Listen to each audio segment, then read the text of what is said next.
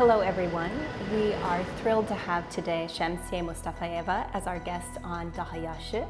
Shams is a gender expert. She also has very deep experience in education, administration, and leadership, and we are really grateful to have you here today with us for the Daha Yaxs Tbilisi sessions.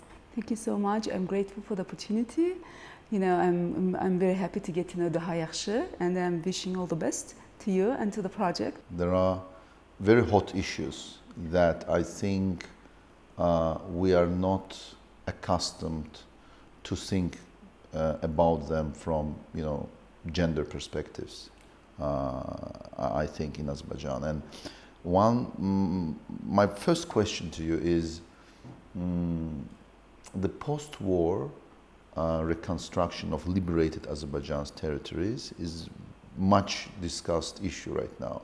There is talk about building smart cities, villages, so there is massive investment going there by the government. There are foreign investors coming. My question is, where in all of this is, our woman? So can we say, what can you say about the level of woman participation in making these decisions about building these roads, these houses, these cities? I just don't know, how women are represented in the decision making in this process, but also why is it important? I mean, if you think, from a lot of people, I think in Azerbaijan think, they just don't think about it. I mean, why is it important that women are also participating in deciding, what roads to build, what houses to build, how to design these, living spaces, cities? Why is it important? So, so there is this statement, and I wanted to get it exactly. I think it's from OECD, and it says it's costly not to take needs of the half of the population when you are building a city. So women are half of the population, and you are building a product that the users are going to use. Can you imagine Apple building a phone and they don't take into account needs of the half of the users, right? So we are building smart cities and smart villages, which is fantastic, but we are not taking into consideration needs of the users, 50% of the needs of the users. And in most of these things that's going to happen in smart cities, or in any city for that matter, women have different needs than men. Right? So if you say what I have seen happening so far, I have only seen one trend is that there are some needs assessment going on.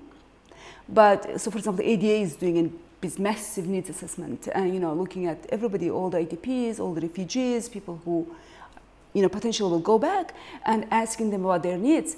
But I haven't seen women really participating in discussion or debate or decision making.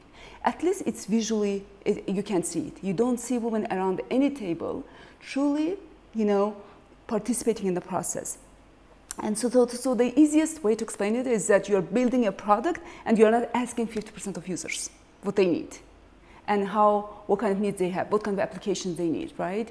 But when it comes to women, how women and men use infrastructure, there's a huge difference. For example, there's one research show that women use shorter transportation because they go from place to place, when men usually tend to take longer distance travel, right? Women also are caregivers, especially in Azerbaijan. Women are caregivers, right? They take children to the kindergarten, they have to get to job, to their work, they do grocery shopping, they have to come home. So if we are building infrastructure, we have this opportunity to build it from scratch. We have to take account that in a day, this woman has to go to polyclinic, and then she has to go to the kindergarten, and then she has to go to school and come back.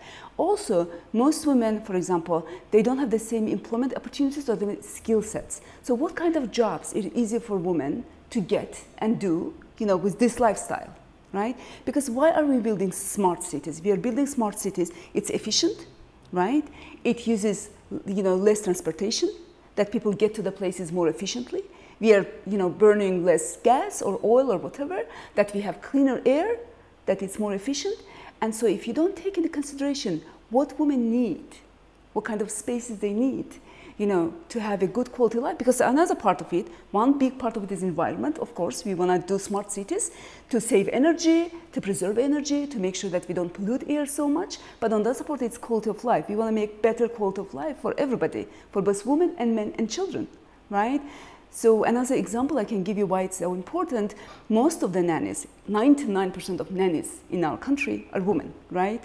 So they need a park to take children where they feel safe. They can go there after work. They can take children after work. Like, so none of this is being discussed. None of this is really taken into consideration when we're building, you know, or let's talk about older women in Azerbaijan. They don't use technology. They're gonna go back to the smart city.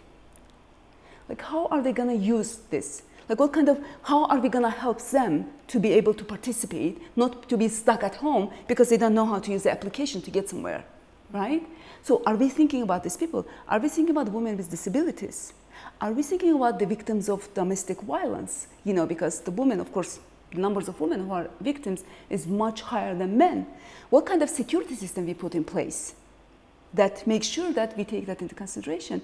In fact, like, you know, the thing is that, but I don't know if it's good news or bad news, is that the project that's been done in Australia, in Thailand, in India, it started for a while ago, as you know, smart cities, most of them fail to be gender sensitive. Unfortunately, most of them are gender blind. Just an example from India, I think it was from India, is that they of course, you know, smart cities about is, you know, it's about AI, right? Artificial intelligence. So they created this program for safety of the community, right? And of course, it was built by men. They were thinking, because where do men get attacked? They get attacked by men they don't know outside on the street. So the system was primed to look at that kind of violence. The system wasn't primed to look at, because most of the women, they get violence from their husbands, from men in their household, men they know. So the program was totally blind to that kind of violence. You know, that's why it's so important that we do take into consideration both of them. And we put smart, capable women who can really, in the sense that who can really constructively participate in the construction. Because you can ask me what is your needs, I will tell you what are the needs. Then you will have to make decisions, you know, of the time, resources you have, priorities the country has, right? So if I'm not at that table, you will make decisions for me again. Even if you ask for my needs, you know, I can tell you, but you have tough decisions to make, right? So if there are no women there saying, actually, Emin, this is more important for us than this. You can do this later. I need transport, efficient and safe transport that I can go to the places. You can do parks later. Or I need really parks because it's very important for my children. You know, I will deal with transport. I've been, you know, like, because you have to make those tough change, you know, decisions as well. It's so important that women at the table, you know, and yes, I'm worried. I'm worried every day watching this unfold and not seeing women participating in the process. I think you made a very important point that reconstruction processes or urban planning or engineering have perhaps traditionally been seen as gender neutral, but actually when they are seen as gender neutral, then they actually end up meeting the needs of men rather than women. So, so then, in a few sentences, what would your response be to those who are saying that the inclusion of women in Reconstruction is not a gendered process, or that gender concerns aren't really relevant? So if you're talking about, if we're really, really concerned about quality of life, we want to have, you know, the communities have good quality of life. You know, the one thing is that if you're not taking into consideration needs of the 50%, you're not going to achieve it. And you're right about the construction sector, because construction is 80% men in most of the world. You know, it's 80% men. So basically men are building this infrastructure for men, and they're adding women. You know, then women come later on and they say, oh, we need this. They're like, oh, maybe we can do that about that route. You know, oh, I need to go to bazaar every morning at 8, you know, because I need to go to work. So I want to get my stuff before that. Oh, now let's think, maybe we can do this route for you to make, you know, like build infrastructure by men for men and then add women kind of thing, right? When the whole point of doing a smart city or smart village is that it's efficient, that it saves energy and time for people, it's better quality life, it's better quality air, you know, for that matter. So this is why we need to integrate. We need to listen. We need to debate with them. You know, we need to say, what is your top priority? Tell me what's the top 5 priorities, because I can't do all of them right now, right? Obviously, nobody will be able to do everything immediately. That's why we need them at the table. This actually reminds me of an example from my own experience working in the water sector, when you said that 80% of those who work in the construction sector are men. Within water, too, less than 1 in 5 of the people working in the water sector globally are women. And this has been shown to be a problem, because not only are the health and social and physical needs of women not being considered in the water sector, but you know, it ends up being better for the businesses as a whole, like the performance of the businesses from a financial perspective, to have more diversity and more gender diversity in leadership. So that leads me to my next question. How can we start to cultivate both skills as well as opportunities for increasing women's inclusion more broadly across economic sectors and in political decision making as well, about the allocation of resources? So you know, I'm thinking about technology. I come from Seattle, which is one of the global centers of technology. We know that historically this has been a very male-dominated industry. And there are concerted efforts now to try and change that. But you know, when we're talking about smart cities, really we're talking about tech. And so my question is, how do we get more girls and more women involved in these sectors where their insight, their innovation, and their participation is needed, but historically they haven't been included? Yes. So the first thing we can do is the most simple thing we can do. We can stop telling girls they're not good at math. Because the research shows if you believe you're not good at math, you are going to perform poorly. The girls who have been told they're good at math, they actually perform well in the tests. So what you believe, that comes your reality. It's really true. So first of all, we can do what we can do. We can overcome our own stereotypes about our girls. And we have to believe that they're smart and they can learn. And we know they can, because most of the higher education institutions, most of the numbers of the, it's girls. They do their higher education, they're very successful in that.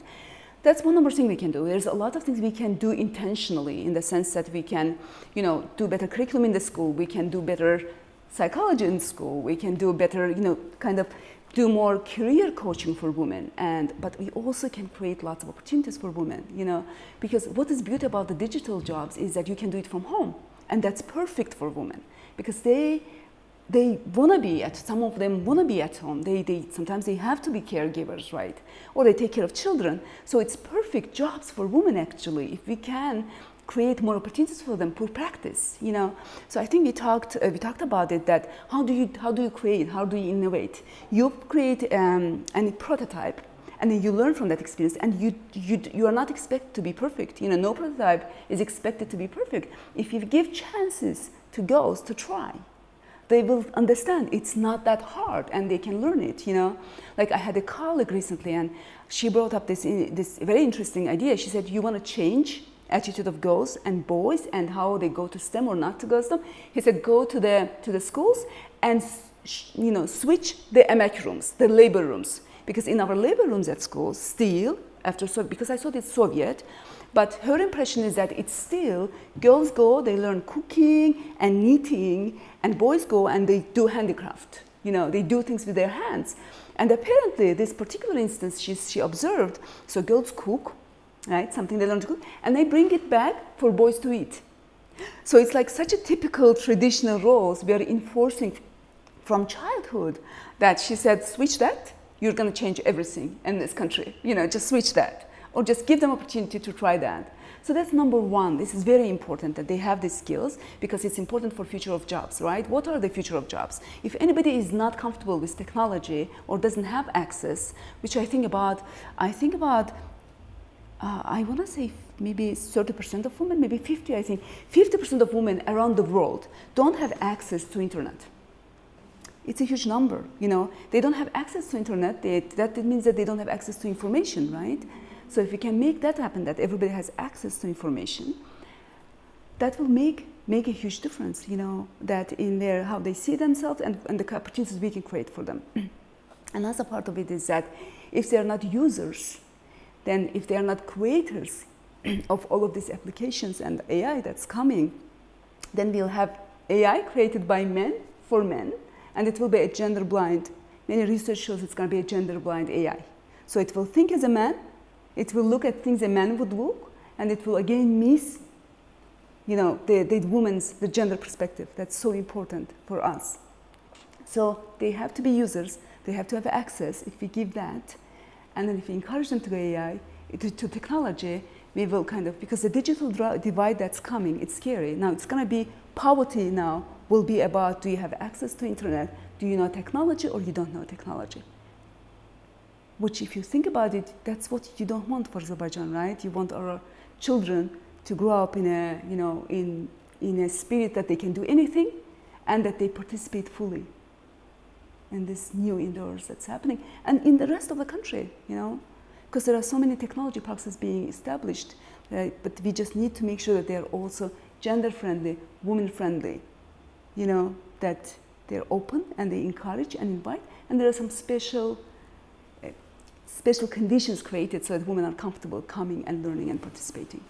I have a question. So what do you think a state could do, the government, to give more opportunities for digital education in Azerbaijan in general, but especially for girls? What could be done?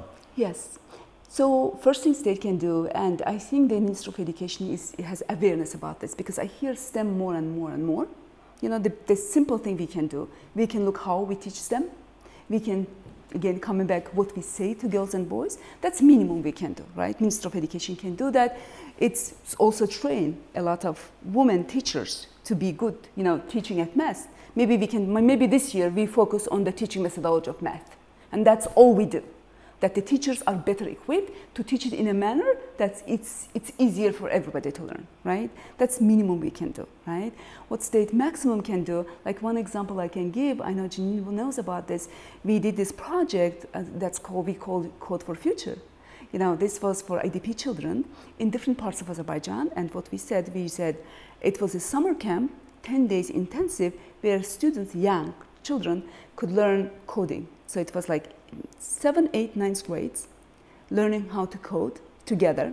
I think we had some 6th grades as well, because they applied, they wanted to be part of it. What was girls, boys participation? So what we tried, we were striving to, to be honest, we were striving to 70% girls and 30% boys, but I think we ended up about 60% girls and 40% boys. But what was significant is that most of the winners, because there were winners, they had to develop a product that was judged by a panel of judges, right? So they had to grade, most of the winners were girls. And that was so encouraging and heartening to see those girls, IDP girls, you know, be like, this is what I created, and go up there and present it, you know, and you could see the fire in their eyes. Oh my God, I can do it. And also their parents, they were just like, what? You know, like you could see it. So creating more opportunities like that, more coding camps for children, you know, just so they get to learn it. There is lots of people who are training is not adequate to the labor market right now. As you know, labor market is much more dynamic. And there are so many men and women who their skills are not adequate because Soviet education system didn't equip them to participate in current labor market, right? There's so much coming, you know, like Asan, right? You have to have the skills to be employed by Asan, right? So, so we can do that. We can do like a secondary vocational training for them. And also, this innovation camps or places that we are opening, and they're opening in different parts of it, Azerbaijan. Like I know there was one in Mingechevir, I know there's one in Sumgayit, and I know it's opening in different parts of the intention is that we'll do more of one more of this. I think there was a recent agreement. Code camping. No, like there's technology places, technology innovation places that government is establishing, right?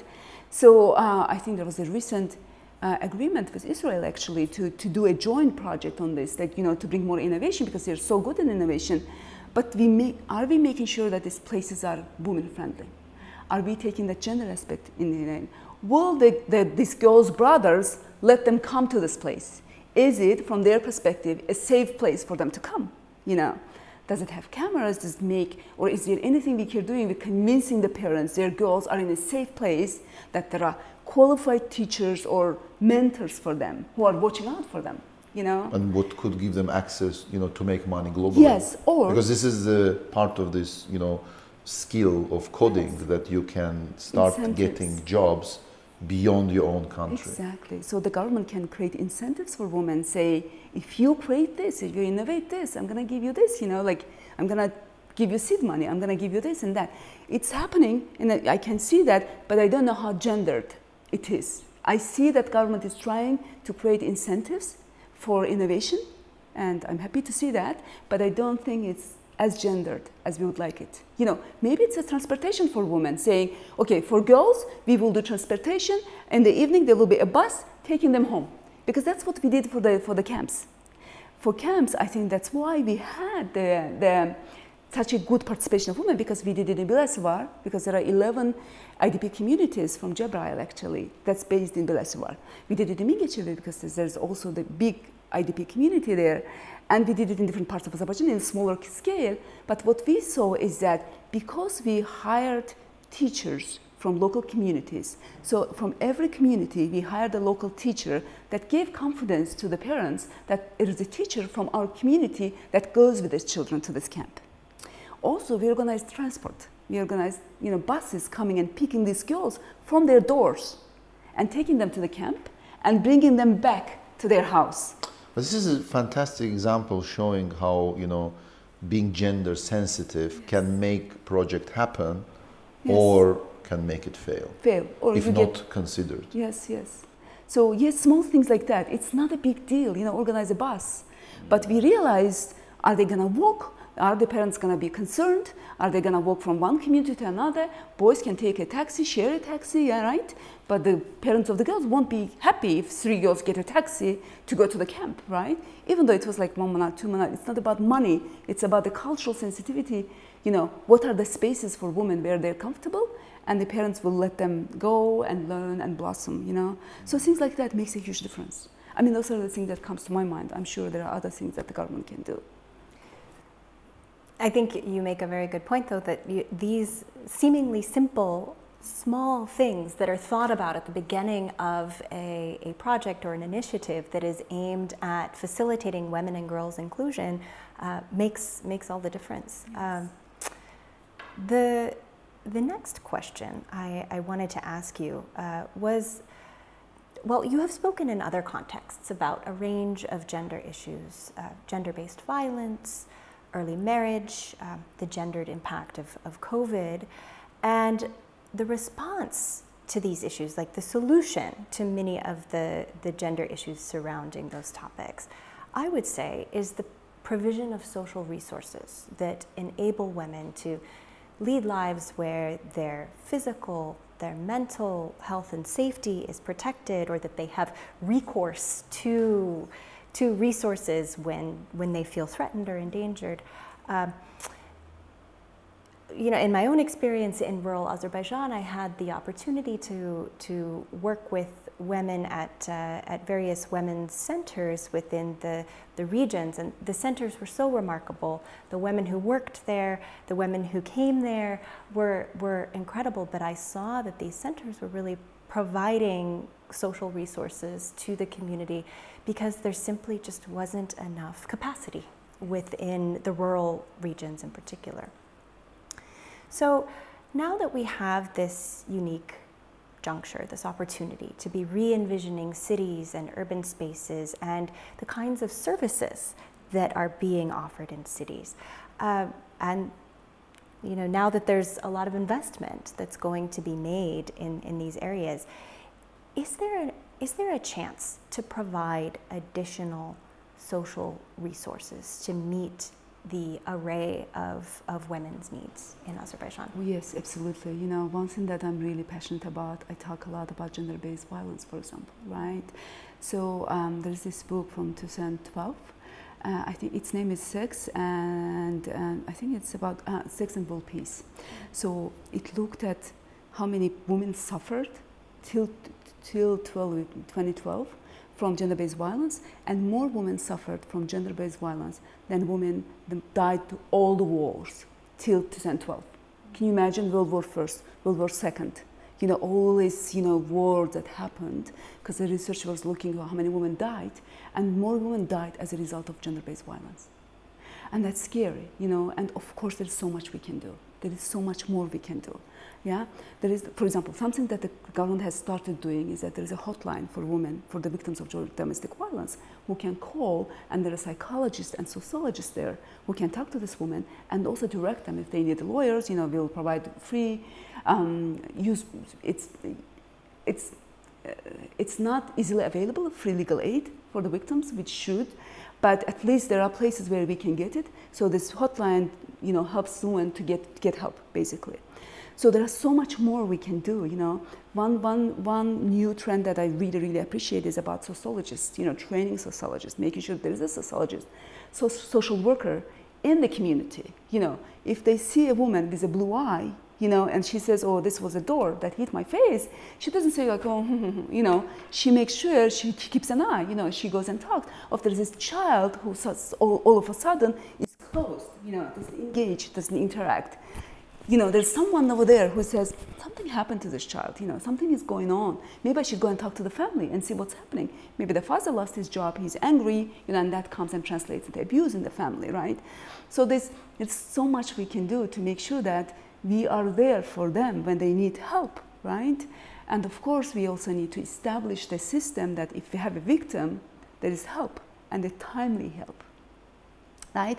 We don't say, go back to your family. You know, this is our tradition. You can get, you know, one eye is blue, go back, it's okay. You know, come back when, you know, I mean, sometimes they just die because there's so much violence that we say, you are a victim and we'll treat you as victim. So you need psychological help, sir. You need sociological help in the sense that if it's a woman, the biggest concern is about their children, right? So they stay in these horrible marriages sometimes. Most of the time it's about the children, right? But if as a government we say the children are our citizens and we don't want our citizens to be in this abusive family, we're gonna take care of them, right? So we make sure that children are in a safe place and they go to school and they see a psychologist as well. Right? So there's so much we can do, you know, that we have shelters for both children, women and children-friendly shelters, where women can learn new skills if they're not equipped. Most of the time, these women are not equipped to go to the labor market because labor market is becoming very competitive. It is. Young people are coming, you know, they're coming with new skills, they're coming with technological skills, they're coming with worldview, they come with English language skills, which these women who married early, they don't have these skills.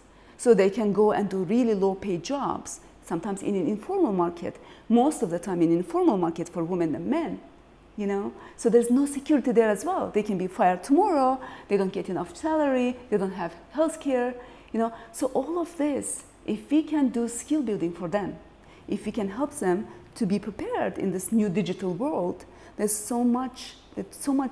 be so much more hope. And we will protect our own citizens, these young children who see so much abuse, you know? So that's just one example that's always in my mind because I hear a lot of stories, you want it or not, people talk to us. And sometimes you just feel helpless because, you know, you feel like we have to protect. It's for everybody, every Azerbaijani's job to make sure that it's safe for women and that we protect them. And, you know, there's very little we offer, very little we offer. We talked about what the state can do to make sure that, or encourage the participation and the inclusion of women in economic activities. What about the private sector? I mean, on Daha Yaxs, this is something that has been talked about a lot. Innovation, technology, the role of the private sector, and I mean, is there a way that the private sector could also increase incentives for including women? There's so much they can do. Sometimes they can do more than the government can do because you do the policies, but then somebody needs to really implement those policies, right? So there's so much private sector can do that they're not doing, or they're doing it reluctantly, right? And there are not so many women CEOs. So you know, if you look at the picture, the picture is really disastrous. If you look, I tried to find a woman CEO to talk to a group of women, young entrepreneurs. Like I had to take, you know, say çırak götürmeli oldum. Like there's none. And I found one who was very busy. Of course, there's probably a lot of demand on her time to come to talk to all these groups, you know, and she couldn't accommodate it. And I was just like, I found only one woman CEO. And she couldn't talk to you? She couldn't talk. She said she's very busy. I understand that. Also, she's probably under a lot of pressure because she's the only woman CEO, so she has to, you know, she has to work harder than any man to be staying there, right? So one thing that the businesses can do, as you said, thank you for bringing that up, promote women, build their capacities to become in senior managers, to make decisions, because they will make decisions differently. They will think about communities, they will think about children, they will bring this dimension that maybe the business, and it's profitable. One thing I want to make very clear, that men, government, business, NGOs, they are not doing favor to women, including them. Sometimes it comes like they're doing favor to us, you know, bringing us around the table. We are 50% of the population. We have to be heard. It's not like they're doing favor to us. Businesses should do it because it's profitable. There are many, many research saying if there are women in the board, the company's, you know, income and brand is stronger. And so even I think there was a decision not to give, you know, to give IPO to the companies who don't have a woman in their boards. I think it was a recent decision that was made. It's a business decision. It makes a business sense to promote women. It makes, so we had, because we are talking to companies about this, and we had this one company that's an architectural company that has hires lots of architects, and we could see most of their architects are women. And we were so surprised. It's so unusual. In Azerbaijan. In Azerbaijan. We were like, something is wrong here. What's happening? Of course, the chief person who does, I think she's doing the electricity of the big projects, like the one who's oversees that is a woman, engineer. And most of the architects who work for the firm are women as well. And so we talked to this guy. I'm like, what is going on here? You know, why? You know, how did it happen? He says, you know what? I hire men, I train them, they leave when there's a new opportunity. He said, I found that women are more loyal, they'll stay longer, and so I just hire women and train them. I don't spend time, you know, on men. Unless they're very qualified, they can come and join. Otherwise, I hire women, I train them, they stay longer. So he says, I gain, they gain, you know, and they do a very good job. He said they're very diligent on how they do their things. So there is a business reason to do it, and we are not doing enough. You know, and of course, they also can teach what they do, because all of them complain that they don't have enough labor force, they don't have enough qualified people to choose from. They can choose to train these people and train more women and see what happens, you know. So often when I see a panel or a committee or a board of directors that's all male, across contexts, public sector, private sector, academia, and you know, if I ask or if someone else asks, or points out, this isn't an entirely male panel, the explanation is usually, well, that's not intentional, it just happened that way. And you know, I will admit, I am guilty as well of organizing academic panels like that. And my question is, how can we start to cultivate a culture of intentionality in including women? And what is the role and the responsibility of both men and women in cultivating this culture? You're right, it has to be intentional, because if you look at if you want to talk to business sector, you invite CEOs, it's going to be all men. You know, there's not much you can do about it. So this intentionality, I also have a bit of a problem with that, because I also want qualified people to be at that panel. I want people who can talk at the same level, you know. So I do believe that they must, you know, sometimes you have to impose quotas and say there must be such number of women, right? And you can go into lengths to try to find a management professor in Azerbaijan who is a woman, or I don't know, an engineering professor in Azerbaijan who is a woman. You can go beyond to find someone to bring it. But I'd say we have to be more intentional, making sure that women have the skills. And what we tell them from childhood. You know, because I hear a lot of complaints that women don't want promotion. They don't want to go up. You know, they say their families, they have children, they don't want to go up. You know, I hear that a lot from business sector, that we offer them opportunity, they said no, right, you know. So what has been told to this girl from their childhood that she cannot, right? Or what is the domestic work that we put on burden on this woman that she needs to do? Childcare, taking care of older people, you know, in the family, taking care of other relatives if they need any support, right? Sometimes, most of the time, I see women doing shopping, you know, grocery shopping. So if you put all of this burden on a woman, and then we tell them, you know, they don't want to do a higher position, you know, they think they don't want to do a career, you know. So I'd say, let's open the paths for them. Let's do a very good quality kindergartens. Number one, kindergarten, that they can leave their little children with, you know, not, you know, comfortably and come and work. You know, let's make sure they can get promotions. Let's give them similar salaries, and then we will have more women to choose from, and we don't have to go and, like, you know, find one woman to put it on the panel. Even though at this point you're right, at this symbolically for other girls to see that there's a woman scientist in the panel, we have to be intentional. Or there's a woman development expert in the panel. There's a woman engineer in the panel. We have to be intentional now. In the private sector, I would say over the last 10 years, again, particularly in tech, I have started to see how the companies have recognized that the way to continue to promote women is to offer the kinds of services and support that women need to fulfill social and domestic roles if they choose to do that. So paid maternity leave, also paid leave for men. Paternity leave. Paternity yes. leave. Paid leave for men to go and be with their child and assist with childcare during the first few months. I think this is very important. And it's also symbolic. If the government gives more paternity leave for men, it sends a signal, right? Yes. It sends a signal that we expect you to take care of your children, right? And so we have to start somewhere, and that this big discrepancy between maternity leave and paternity leave is very clearly says who needs to take care of children, you know, who needs to put their career in the back burner to go take care of children, because it's never men in our communities or in our culture. So there's a lot we can do to talk about it. First of all, there's a lot women can do in the sense that they can, how they make these decisions.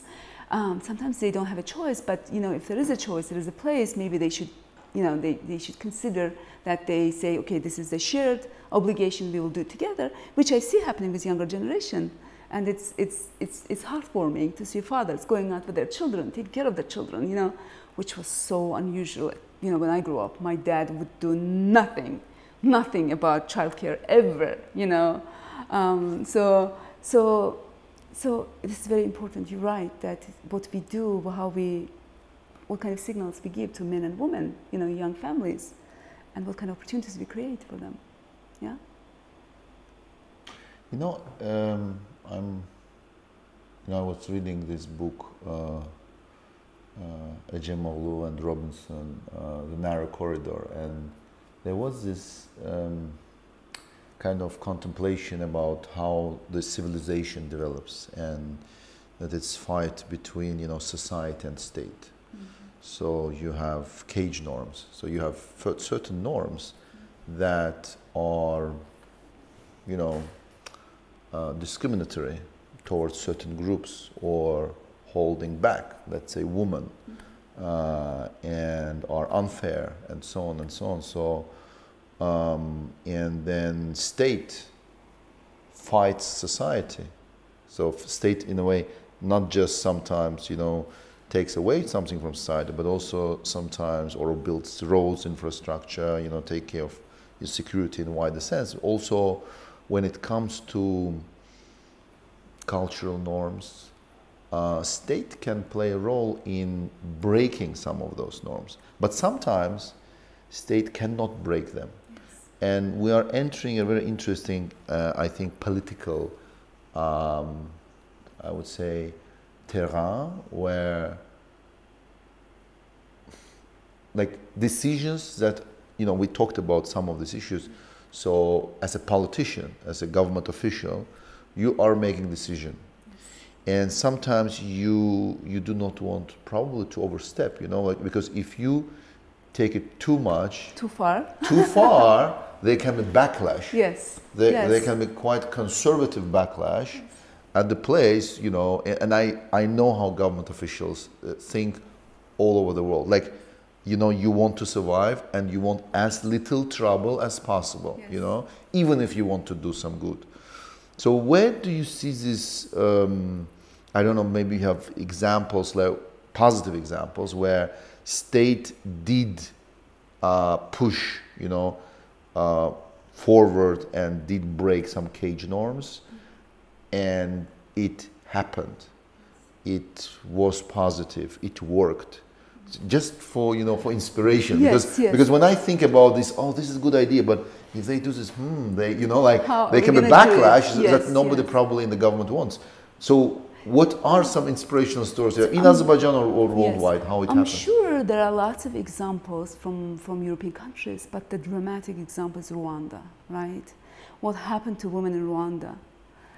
That there was a kind of almost like a social contract where the state and the members of the communities said, this is enough, enough is enough.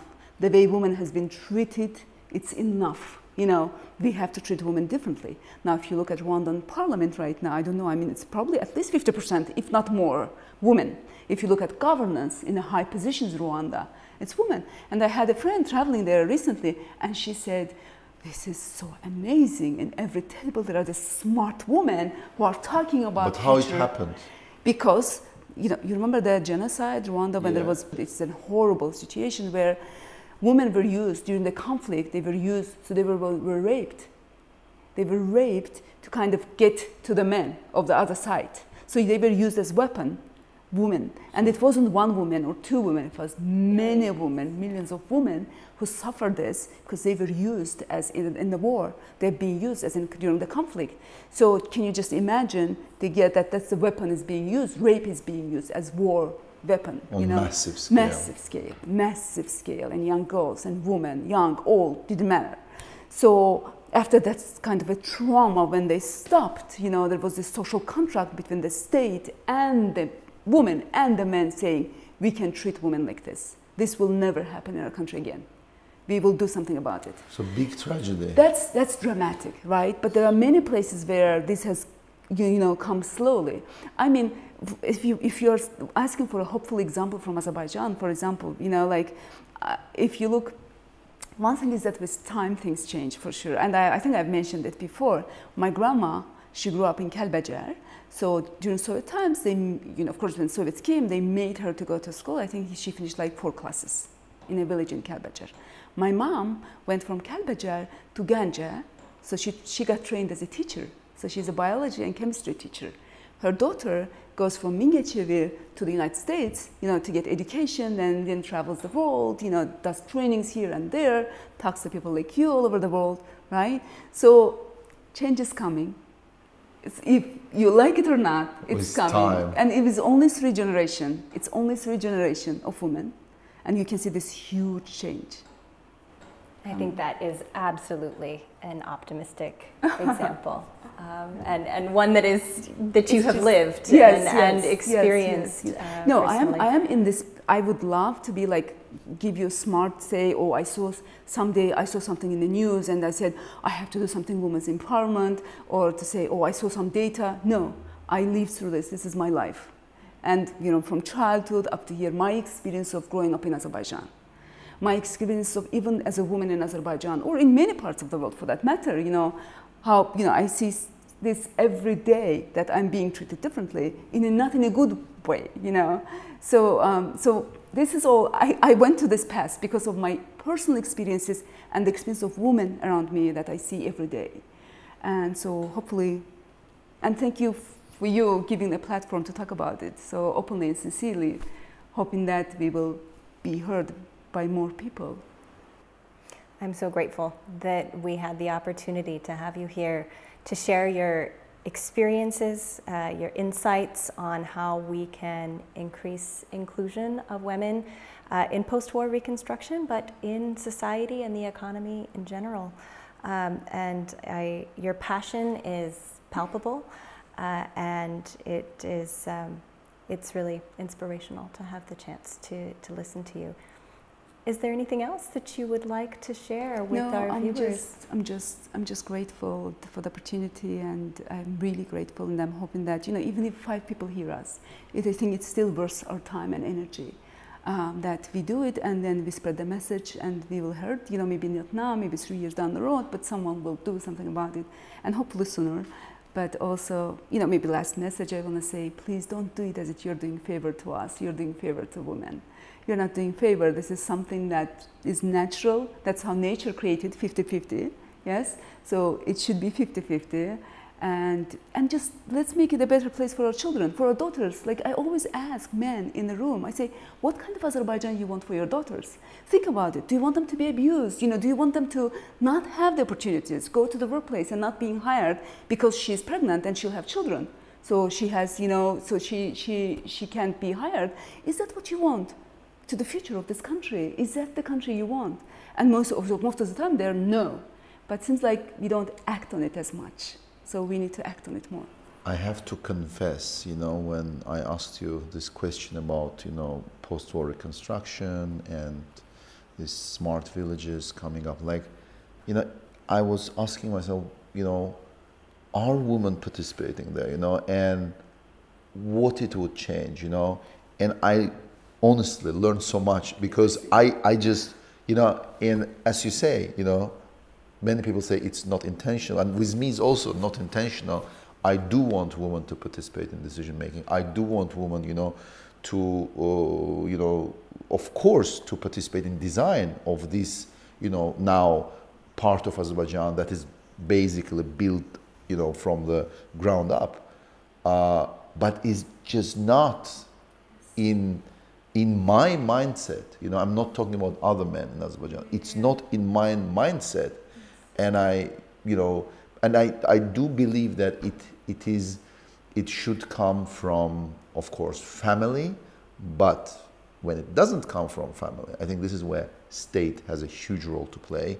And when I'm talking about education, in kindergarten, in school, in university, and sometimes this may, you know, look like a very long road, but as you have shown on your own example, yes, you know, it changes. You know, sometimes this is, I mean, I'm all for taking, you know, more active measures and policies, but that is sometimes difficult. But on the level of kindergartens, in schools, you know, it can be included in education. And, you know, I had an interview with Emin who was participating in digitalization of education in Azerbaijan. So what he told me, what he told in the interview, was very encouraging, because he said what happened, again, unintentionally, there was a huge digitalization of education that happened during COVID times, which made something possible, which was not possible before. So you basically can have now these digitalized textbooks, which you can change very fast, you know, and it doesn't take so much time, because before it would take such a long time. But now these things are possible. And now they also have teachers, you know, they can have some best teachers, and they do, for example, some lectures, you know, during COVID time there. And, you know, I don't want to say we want this, but, you know, maybe the next wave comes and we are still in this, you know, maybe it will continue. But anyway, this you cannot take back. This digitalization happened. Yes. There are, you know, hundreds, thousands of students, kids who are now online. They are consuming information online. Yes. They are educating themselves online, and also girls. Yes. And for them also, yeah, you have this kind of, you can have this best teachers, because, you know, you cannot find, it's difficult to find tens, thousands of great teachers, but you can train or find or hire some of the best, and then include also in the way, you know, things are taught. Yes, yes. From kindergarten to school. These kind of ideas, which, as you said, are very simple ideas, but I had not thought about it, I confess, because I thought, okay, why, you know, like, why should women participate in how to build roads or the city? Like, I'm not against women, but why is it important? And you very, very, you know, explained that, you know, actually, women participate a lot in consuming this infrastructure. It affects their life, and it affects children, it affects families, it affects everyone. Yes. And by not including women in this decision making, we are having impact, negative impact on quality of our life. So we basically, you know, dig our own grave, you know. Yes. So yes. Thank you very much for coming welcome. And enlightening, I'm sure not just me, but many others on this topic. Thank you for the opportunity and best of luck.